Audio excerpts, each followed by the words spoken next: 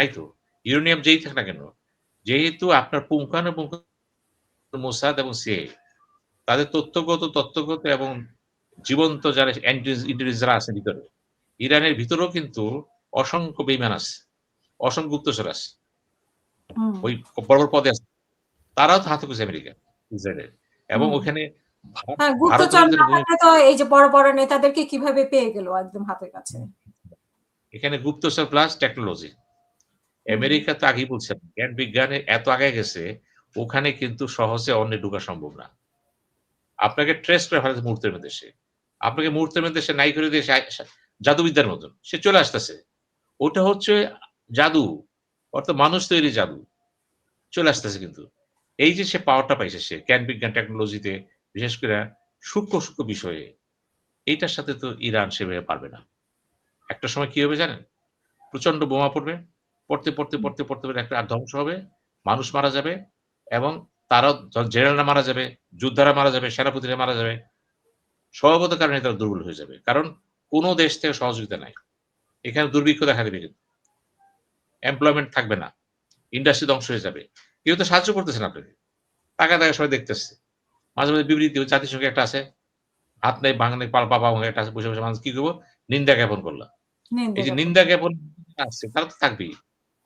সুতরাং ইরান একা। ইরান একা কার সাথে? একটা দৈত্যের সাথে। একটা দৈত্যের সাথে একটা সিংহ একটা শাবক, হরিণ শাবক টিকবে না।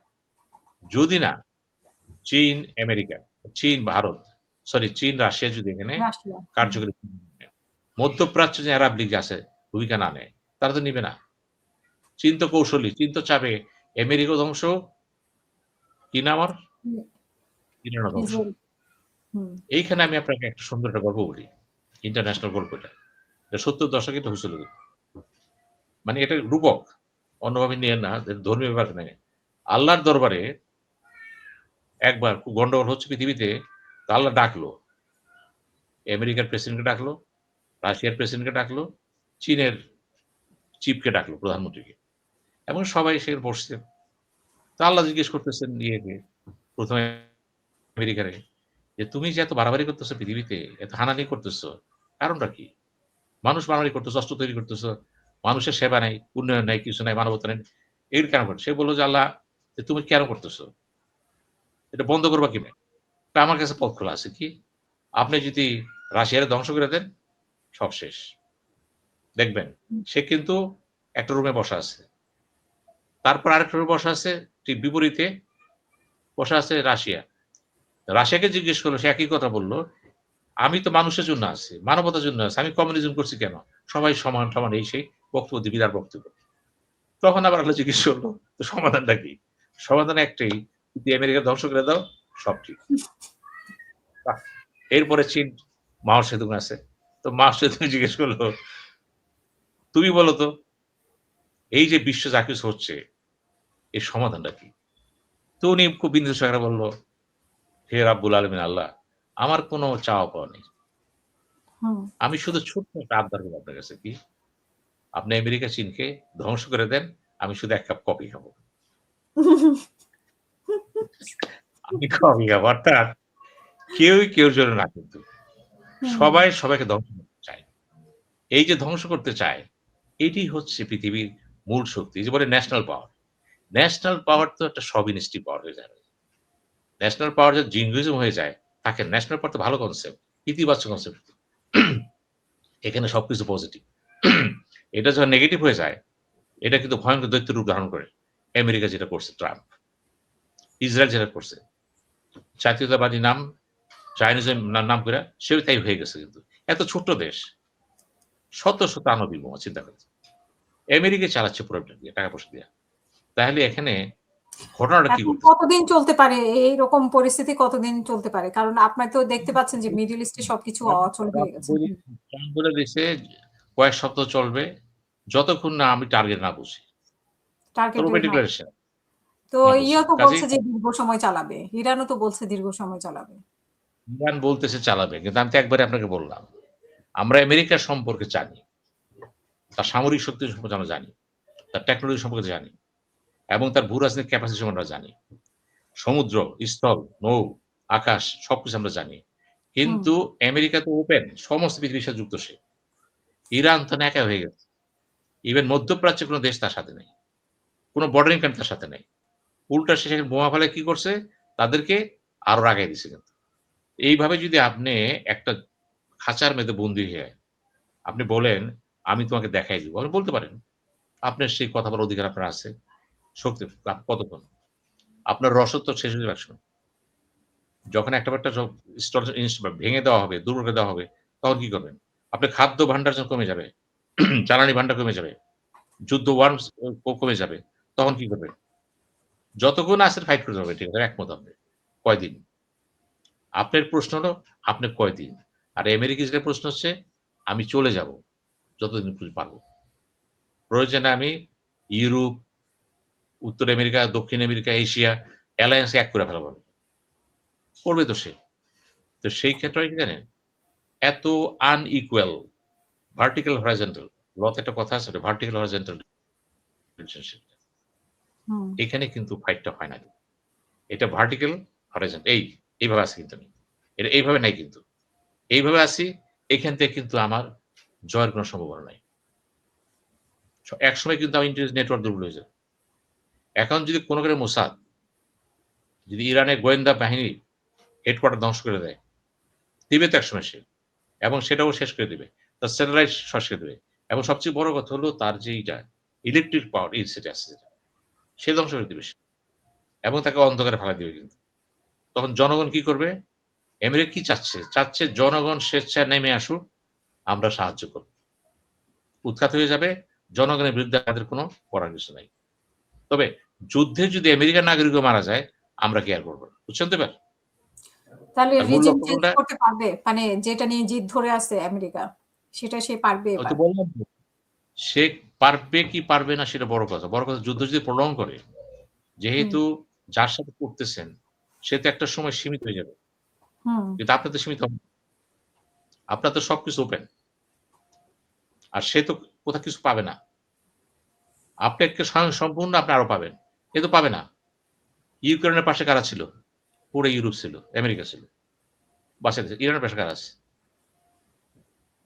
পাশে জি। ইরাকের কথা কইতেছেন।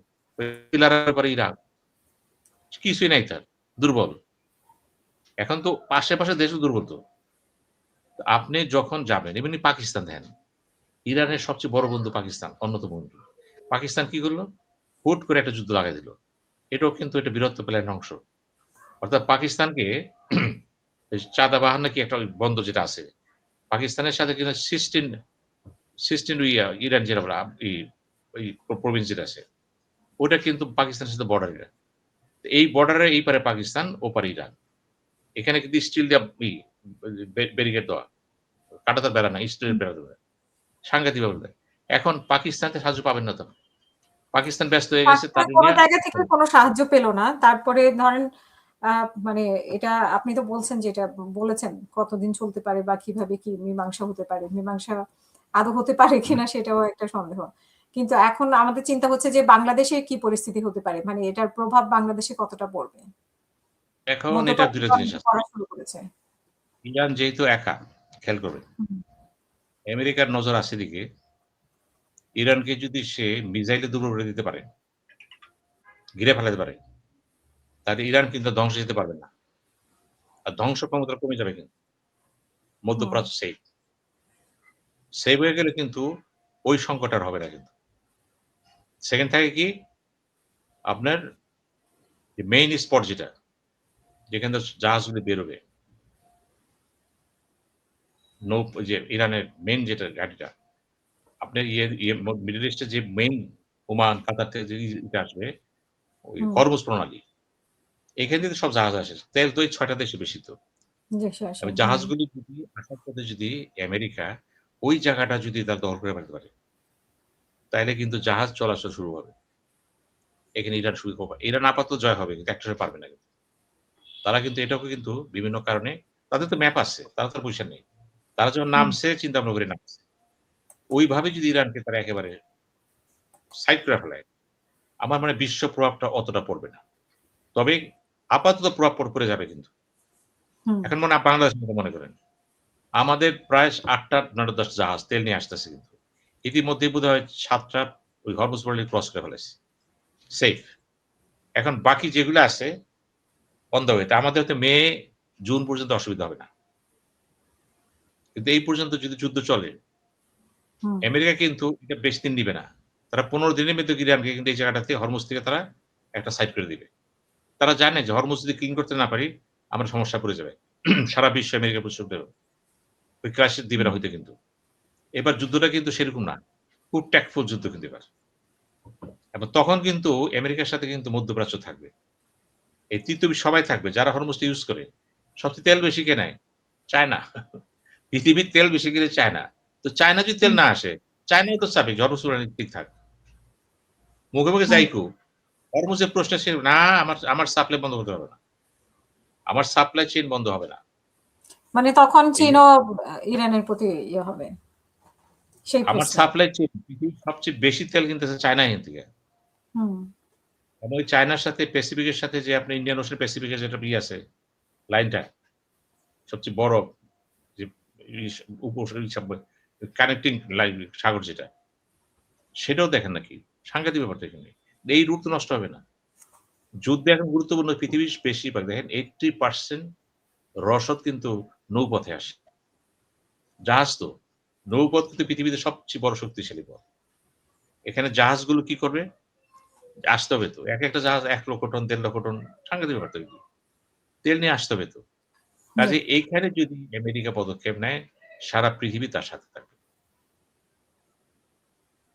হ্যাঁ, হর্নস অফ ভাইয়া আফ্রিকা তে আপনি যদি ওদিকে যান, হর্নস অফ আফ্রিকাতে বেড়ে যান।